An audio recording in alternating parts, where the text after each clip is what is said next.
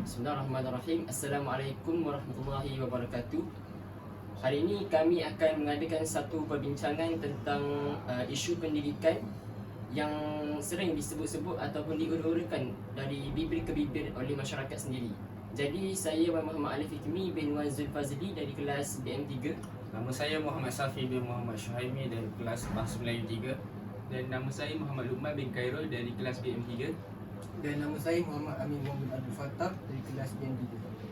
Okey, jadi untuk isu pertama yang sering dikatakan oleh masyarakat pada hari ini ialah isu kenapa subjek sejarah kurang diminati oleh anak muda pada hari ini.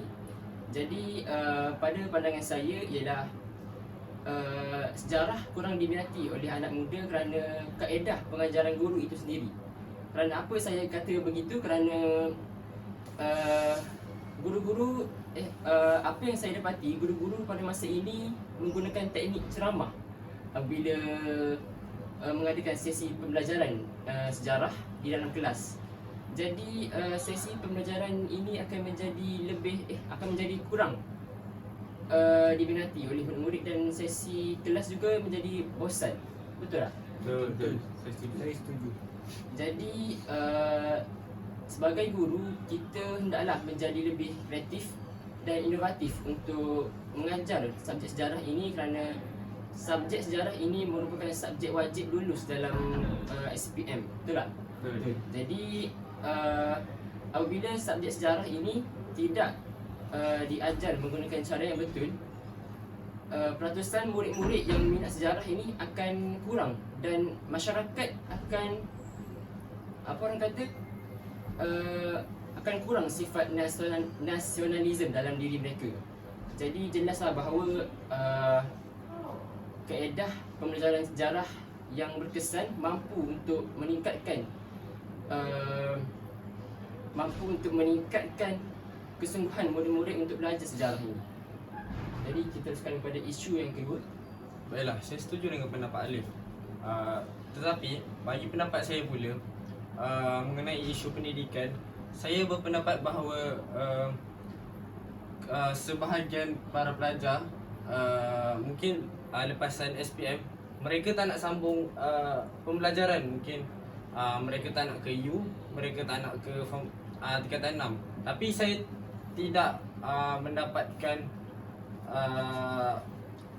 asbab-asbab yang sahih mengapa perkara tersebut berlaku. Tapi pada pendapat saya, para pelajar sekarang dia melebihkan kepada kerjaya daripada pembelajaran. Sebagai contoh, kita bagi seorang pelajar tu selepas SPM kita akan tunggu dalam 3 ataupun 4 bulan, kemudian baru keputusan SPM akan keluar. Jadi dalam tempoh masa tersebut mungkin mereka bekerja di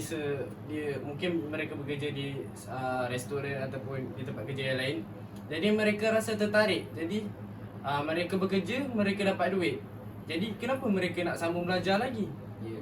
Jadi seiring dengan perkembangan teknologi zaman sekarang, duit boleh beli segalanya. Ya. Jikalau kita ingin membeli sesuatu, duitlah sumber utama kita untuk membeli sesuatu. Jadi saya berpendapat bahawa isu ini amat sering meniti dari bibir ke bibir dalam masyarakat kita. Jadi Okey, saya setuju dengan pendapat yang diberikan oleh Safi. Okey, pada pandangan saya pula, isu pendidikan yang boleh dikaitkan pada hari ini ialah murid sering ponteng ke sekolah. Okey, sebagaimana kita lihat, kerana murid-murid ini sering ponteng ke sekolah kerana mereka mempunyai rasa malas ingin belajar. Kerana pada zaman yang canggih ini, mereka kemungkinan setiap murid itu mempunyai gadget masing-masing. So mereka ketagih bermain handphone sehingga mereka telefon pintar, sehingga mereka tidur lewat. Menyebabkan mereka sukar untuk bangun pagi ke sekolah. Menyebabkan mereka terlambat ataupun tidak pergi ke sekolah.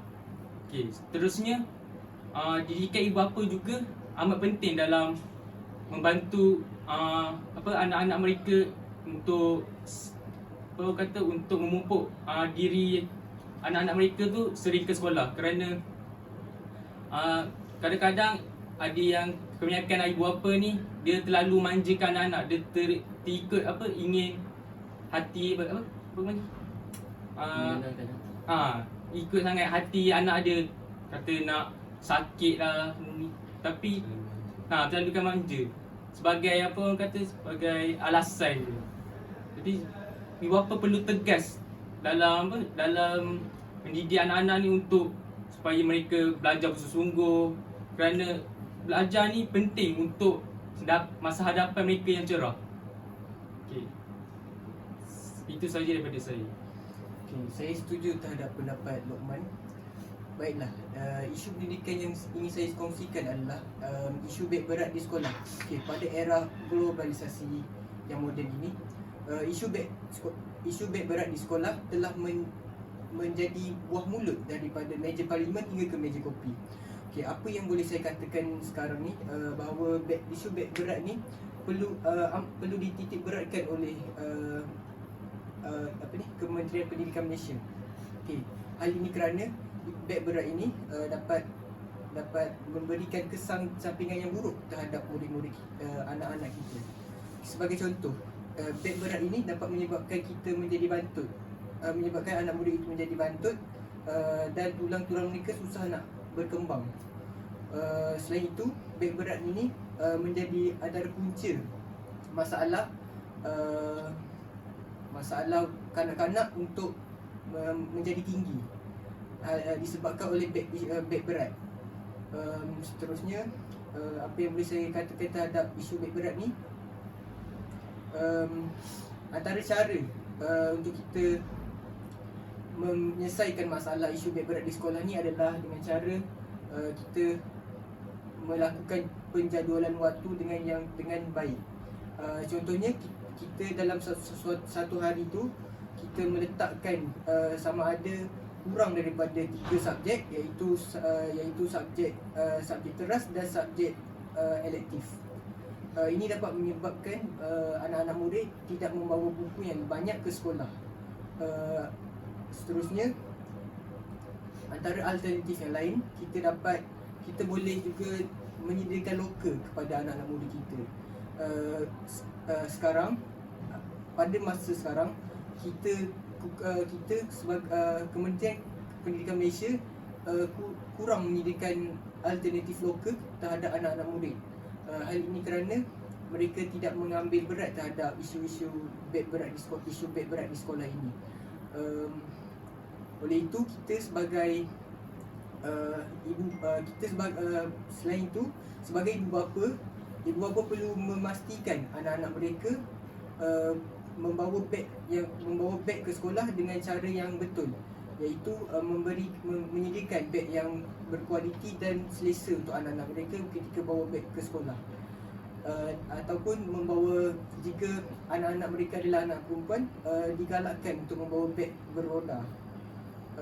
Oleh itu, kita sebagai masyarakat Malaysia perlu bekerjasama ataupun bertungkus lumus untuk menyelesaikan masalah isu beg berat di sekolah ini. Jadi itu saja pendapat daripada saya. Sekian, terima kasih. Sekian, terima kasih.